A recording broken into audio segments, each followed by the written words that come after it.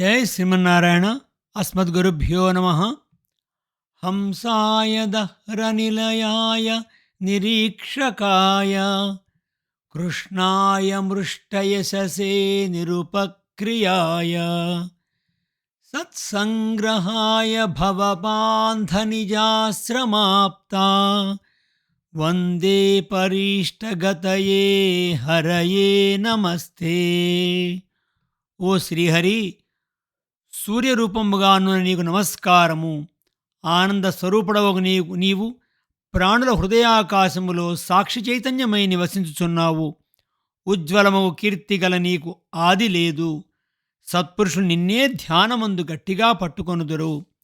సంసార మార్గములో బాటసారియగు జీవుడు నిన్ను శరణు పొందినప్పుడు సంసారము అంతమై సర్వోత్తమమగు గతిగా నిన్నే పొందును. భగవద్బంధు 6th Canto 9th Chapter 45th Prayer. భగవద్బంధువులారా, శ్రీమద్ భాగవత తత్వదీపిక తృతీయ స్కంధంలో 39వ పాడ్కాస్ట్కి స్వాగతం. విదుర మైత్రేయ సంవాదంలో భాగంగా కదురు దేవహుతికి కపిలుడు బోధిస్తున్నటువంటి జ్ఞానంలో మనం భక్తియోగం గురించి తెలుసుకున్నాం. తర్వాత ధ్యానం ఎలా చేయాలనే విషయాన్ని మనం ప్రక్రియ ఇంతకుముందు పాడ్కాస్ట్లో తెలుసుకున్నాం. వివరంగా విషయాలన్నీ కూడా తెలుసుకోవడానికి కపిలగీత పూర్తిగా వినటానికి 32వ పాడ్కాస్ట్ నుంచి వింటే మీకు చాలా అర్థమవుతుంది. ప్రార్థన. దేవుడు, మనుష్యుడు మొదలగు శరీరములో జీవాత్మలో ప్రవేశించి దానిని నిలుపును. కానీ ఆ ఆత్మ అన్ని శరీరములందునూ జ్ఞానాకారమై అణుపరిమాణమై ఏకరూపముగా ఉండును. దేవాది శరీరములను అన్నియు ఆత్మచేతనే ధరింపబడి నిలుచున్నవి. పై కనిపించు దేవ మనుష్యాది శరీరములన్నీయు కర్మచే ఏర్పడిన అవాంతర భేదములే గాని ప్రకృతి పరిణామములచే ఏర్పడినవే. వీటన్నిటికీ పరమాత్మయే ఆత్మయై ఉండును. అతడే లోన వ్యాపించి ధరించి నియమించి ప్రవర్తింపచేయుచుండునని ఎరుంగవలెను. అగ్ని కర్రలయందు గడ్డి పరకయందు రకరకములుగా కనపట్టుచుండును. అగ్నికి ఆధారమగు ఆయా ద్రవ్యములలోని పొడుగుతనము, పొట్టితనము, తిన్నన, వంకర మున్నగునవి అన్నీయు అగ్నియందు కనపడినను ఆ భేదము అగ్నికి ఎట్లు లేదో, వివిధములగు శరీరములోని ఆత్మలన్నీయు ఏకరూపముగా ఉన్నను పైనుండు శరీర భేదముచే భేదమున్నట్లు కనపడును. ఇట్లు కార్యరూపముగా కారరూపముగా ఉన్నది ప్రకృతి. ఆ ప్రకృతి జీవుని అంటి ఉండును. కాని అది విష్ణువునకు సంబంధించినది. అందుచే దైవము అనబడును. అందుచే దానిని ఎవ్వరునూ ప్రయత్నముచే ఎరుంగలేరు, దాటలేరు. అది ఆత్మను పరమాత్మను తెలియకుండా మరుగుపరుచును. ఆ మాయను తొలగించుకొనుటకు భగవద్భక్తియే సాధనము. దానిచే ఆ మాయ అనగా ప్రకృతిని దాటి తన స్వరూపమును భగవత్స్వరూపమును ఎరుంగవలెను. ఈ విధంగా కపిలుడు భక్తియోగమును సాంగముగా తల్లికి వివరించినాడు. దానిని విని దేవహూతి మరల ఇట్లు ప్రశ్నించున్నది. ఈ సంసారము ఏర్పడుటకు కారణముగు ప్రకృతి స్వరూపమును కాలస్వరూపమును ఎరింగింపము. స్వర్గ నరకాదులకు కారణముగు ఈ సంసారమును ఎరింగిననే దీని నుండి విడువడి మోక్షము పొందవలని కోరిక కలిగి వైరాగ్యము కలుగును. కాలము ఈశ్వరుని బాహ్యరూపము. అది బ్రహ్మాదులను కూడా నియమించున్నది. అట్టి కాలస్వరూపమును ఎరింగింపుము. కాలము చేతనే జననము మరణము కలుగుచున్నదని దానిని అతిక్రమించుట కొరకు కొందరు ప్రయత్నించుందురు. నీవు యోగభాస్కరుడవు. నన్ను అనుగ్రహించుటకు నా కుమారుడుగా ఆవిర్భవించితివి.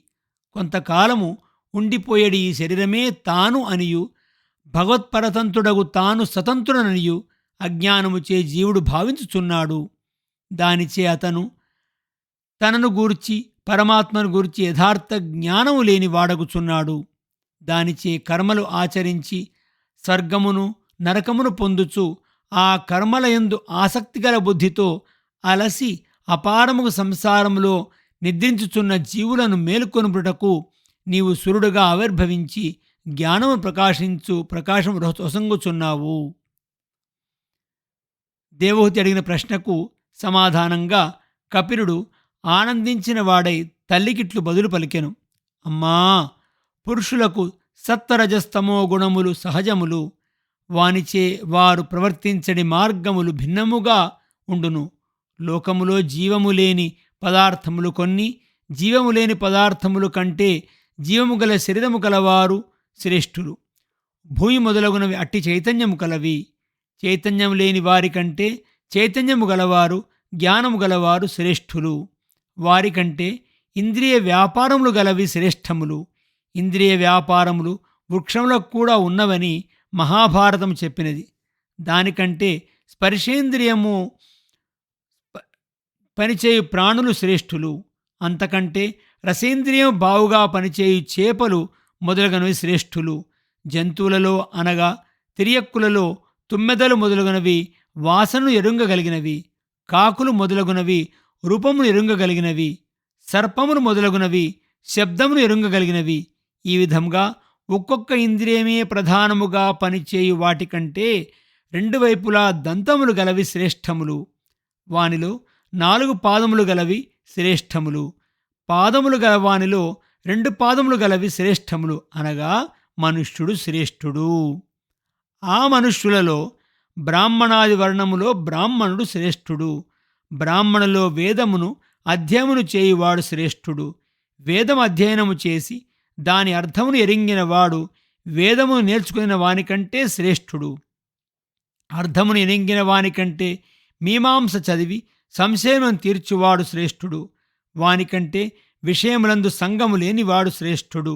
అట్టి సంగరహితునకు కామములు ఏమీయూ ఉండవు.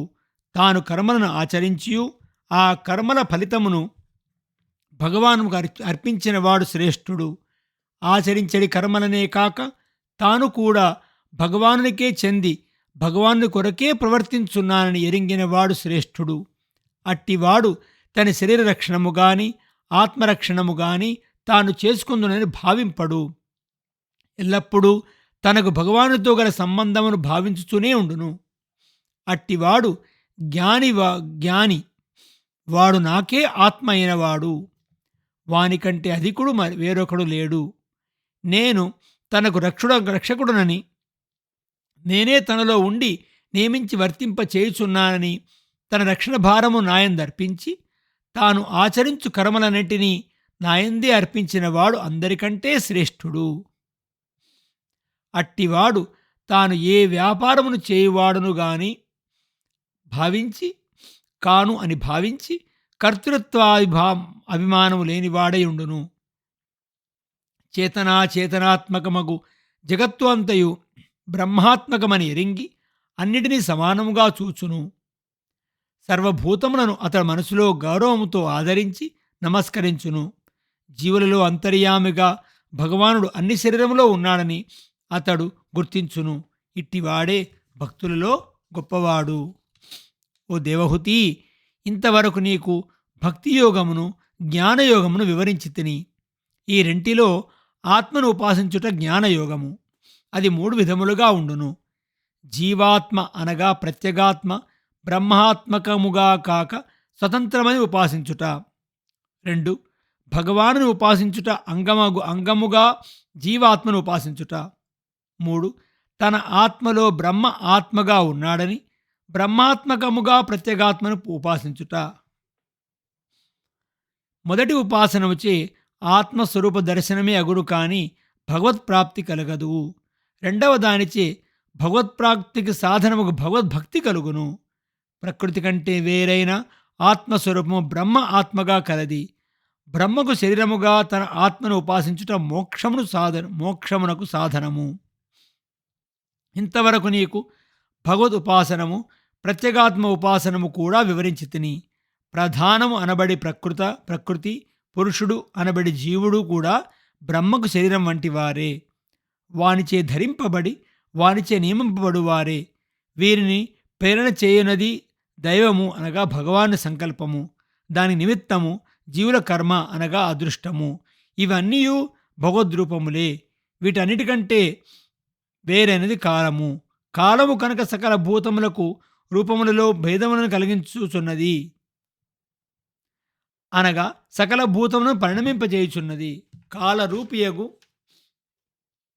భగవాని వలనే దేహాత్మాభిమానులకు జన్మ మరణాది భయము కలుగుచున్నది. కాలరూపియగు భగవానుడు లోన ప్రవేశించి భూతములచే భూతములను సంహరించుండును. ఈ కాలము సకలాధార భూతులకు విష్ణువే. ఈ విష్ణువే అధియజ్ఞము. ఇతడే బ్రహ్మాదులకు కూడా ప్రభువు. కాలాత్మకుడగు భగవానునకు ఒకడు బాంధవుడు, ఒకడు శత్రువు అని భేదము లేదు. ఆ కాలరూపియగు భగవానుడు తాను పరాకు లేకుండా ఉండి పరాకు చెందిన జనులను సంహరించుచుండును. ఆ కాలరూపియగు భగవానుని భయము చేతనే గాలి వీచుచున్నది, పర్జన్యుడు వర్షించుచున్నాడు, నక్షత్రగణములు తోచుచున్నవి, నదులు ప్రవహించుచున్నవి, సముద్రం మొదలు భయపడి చెలియలు కట్టును. దానిని దాటి భూమిని ముంచుటలేదు. వాని నియమనము వలననే సకల ప్రాణులకు ఆకాశము అవకాశము ఒసంగుచున్నది. గొప్పవాటి అన్నింటికంటే గొప్పదో కాలాత్మ భావము ఈ 7 ఆవరణములతో ఆవరింపబడిన అండమును తన శరీరముగా పుట్టించుచున్నాడు. రజస్తమోగుణములు ప్రధానముగా గల బ్రహ్మాది దేవతలు కాలరూపి భగవాని భయం వలనే ప్రతి కల్పమునందు సృష్టికార్యమునందు ప్రవర్తించున్నారు. ఆ కాలము భగవద్రూపము. అట్టి కాలరూపయోగు భగవానుడు అనంతుడు అనగా పెట్టినది, ఇక్కడ ఉన్నది, ఇప్పుడున్నది అని చెప్పుటకు వీలు కానిది. అది అంతయును ఆదిని అంతమును కల్పించున్నది. తండ్రి తల్లి మొదలగు జన్మ కలవారిచే జన్మగల పుత్రాదులను పుట్టింపచేయునది, అంతమొందించినది కూడా కాలమే. దీని తర్వాత భాగాన్ని ఇంకా ఏమి వివరిస్తున్నారు మనం తర్వాత పాడ్కాస్ట్లో తెలుసుకుందాం. అస్మద్గురుభ్యో నమః. జై శ్రీమన్నారాయణ.